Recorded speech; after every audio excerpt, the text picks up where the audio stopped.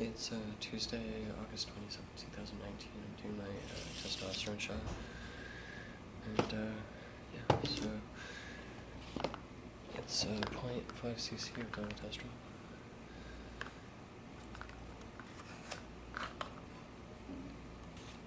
Warm it up a bit by rubbing it between my hands. I apologize if my neighbors are being loud. They're being extremely loud upstairs, dropping things. So there's big crash sounds occasionally. And also I found my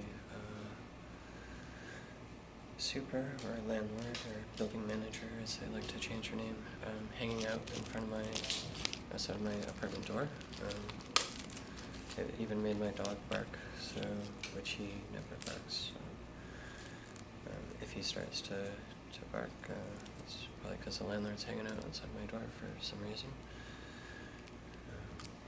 I've experienced harassment actually in the past from them about like every time I turn my shower on or take a bath, they like to wait until I'm about halfway through and then they start banging on my door, I think to try to get to see me naked, because why would they want to wait until I'm in the shower until they start banging on my door for an emergency inspection? They like to claim that something's leaking in my place, and I tell them nothing's leaking, everything's fine. And they insist on coming in my place without notice, and inspect the non-existent flood that they think is happening.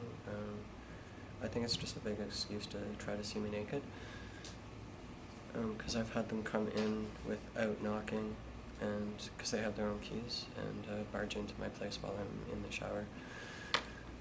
So I'm in a legal process about that, but it seems to be pretty consistent that they want to come in my place when I'm changing, or in the shower, or in the bath. And that's the only time that they've come for an emergency, and that's happened more times than I can count. The building got bought out by the new managers in 2010 and 11, and they started doing that then, and I've been a resident since 2003, so, and I never had that issue with the previous landlords or superintendents. No problems for 10 years, and then now they're suddenly coming into my home every time that I'm in the shower. There's kind of a way to tell from the hallway, even though there's a brick wall between my place and the hallway. There's an opening where a window used to be, and there's still even panes of glass there, with gaps around it where a pipe goes through the window area, so you can hear sounds in the hallway and they can hear sounds in my bathroom, which is connected. So I think they wait and listen for the shower to be going, and then they start banging on my door to come in for an emergency. So these videos are the only kind of connection, my social interaction with the world, so I think they saw these videos and don't want a trans person living in their building. But they're breaking the law by consistently harassing me in this way. So that's another example of how trans people are systemically oppressed. So here's my testosterone shot. It's how to transition from female to male. And I will never stop making these videos. They're for educational purposes and to help other people like me relieve their dysphoria that can drive a person to commit atrocious acts, and also jeopardize the safety of that person without treatment, by having a murder rate of 1 in 12. Cis people have a murder rate of 1 in 18,000. Trans people, 1 in 12. Cis people, 1 in 18,000. So think about that for a minute and wonder why people are harassing you and outing you, jeopardizing your safety in public, and barging into your safe space, such as your own private bathroom, or your bedroom. Like, they've come in the middle of the night when I've been, like, it's total heat exhaustion, it's 120 degrees out, or in the middle of winter when they crank my heat up to above 100 degrees in my apartment because I don't have control over it. So I have my clothes off and I'm in bed at midnight, 1 in the morning, and then they barge in for an emergency, like, to need to see me naked, I guess, like, because I'm not doing anything. And they still refuse to do anything about the person upstairs who's banging stuff around, or my neighbor on this side who you heard in the last video, like, slamming into this wall behind me. And then I get accusations that it's me, so. But systemically it's just really hard over time to have to deal with. And there's really no point in moving because, well, my live work studio that I've been on the waiting list since 96 hasn't come up yet. 5 spaces have opened up, and I don't know how long the waiting list, I think is like 20 people or something, so that's how it goes. And it would be a work-only place, so I would still be living in this unit. It's a live work studio, but I would use it only for work. And it's worse in Toronto housing to live. I've seen places and they're like infested and there's drug addicts and drugs happening in the hallways, and that doesn't happen in this apartment, despite the harassment from the building owner.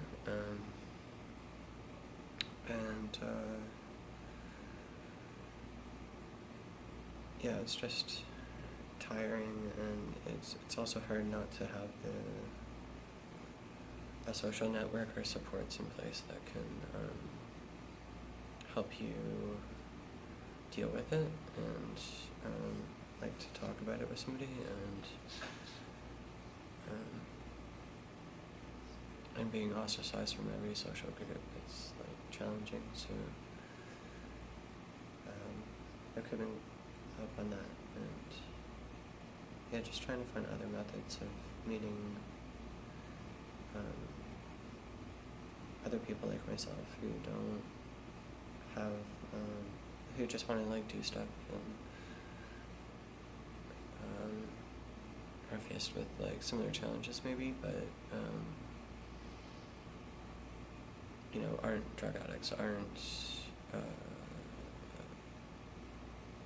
like limited by extreme poverty, or like know how to save some money, who are like kind of educated, or like just somebody like me who I can hold a conversation with and who is interested in doing something with their lives. So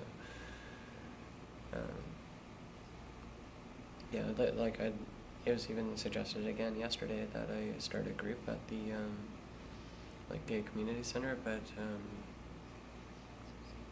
they weren't, they said they didn't know when I asked if the policy is still that you have to have a cosigner to facilitate a group, and so because they didn't know if anything had changed, it most likely hasn't, so I am still in a situation where I haven't met a friend yet, so or even somebody who wants to start a project like that. So it's not an option to start a group because, again, systemically, there are rules put in place even at that organization where you can't start a group by yourself. It has to be with somebody else, and I've never met another person who had any ambition or drive to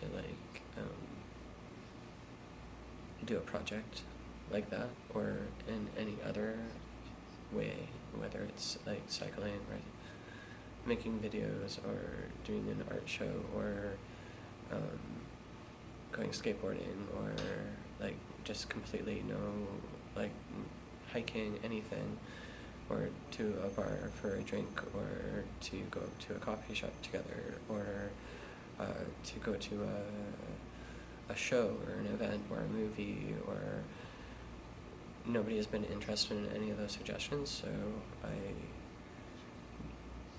I'm kind of lost in a way. Like, I don't know what to do, and I'm open to suggestions, within reason. Like, I actually went by myself to a skateboarding event and ran into an acquaintance, and she suggested that I go to a cross-dressers bar where the men who cross-dressed there were mostly married in monogamous relationships but cheating on their significant other at this bar that was also kind of a sex club, and it only ran on a Tuesday night, and it was in Mississauga, which is like 4 hours away from me, and I live right in the downtown center of Toronto, so, and for a reason, because I want to go to things here, you know, like, and I know I'm living near people who are like me, but nobody has wanted to go to anything, so I just find it really kind of confusing, and I'm pretty hard on myself too about having bad acne and my nose being crooked and losing my hair, because I think those things are stopping people from wanting to say yes to going for coffee for half an hour. Like, I guess I don't know. So yeah, that's just some thoughts for this weekend. I'm still working on my skate video and the travel footage, and I've had to buy storage. It's just really expensive and limited, and I only have so much time I can work, and if my computer is slow because I can't upload the media to an online source and take it off my hard drive so my computer can work faster, I'm really limited by those time frames. Like, I have a lot of back pain, so I can only be sitting or standing up for a short amount of time. At 4 hours, I'm kind of like this. I need to rest soon. Like, my eyes get dark, and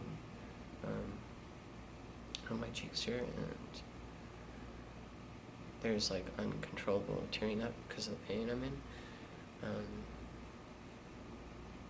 So it makes it hard to do stuff when it takes longer than normal to get the equipment that I have to work properly, and just really being on a budget.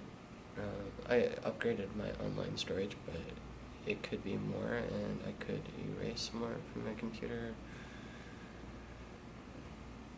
And basically, like, all my previous phones have maxed out on their data capacity, so they're basically hard drives waiting to be downloaded because I don't have the space. And there's also doubles of things that I've tried to like erase, the doubles and triplicates of things that I've already transferred when I had some extra money, and that's a long process, and I've gone through them a few times, and it takes months, like, to process the thousands of images. So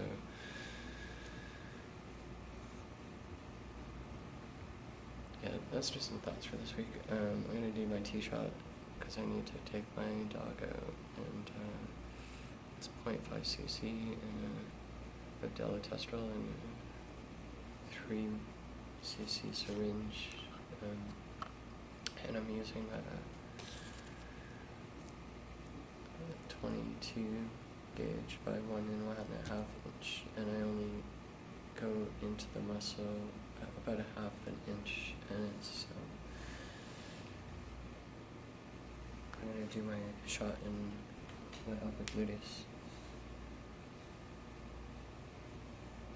This chair. If you're wondering, I designed this chair. Built it myself. That's why I have like a yard chair in my place, because I built that. But I have couches, other things too. So just into the, kind of just my hips right here, like, so I'm just going in below my hip here. Take this off.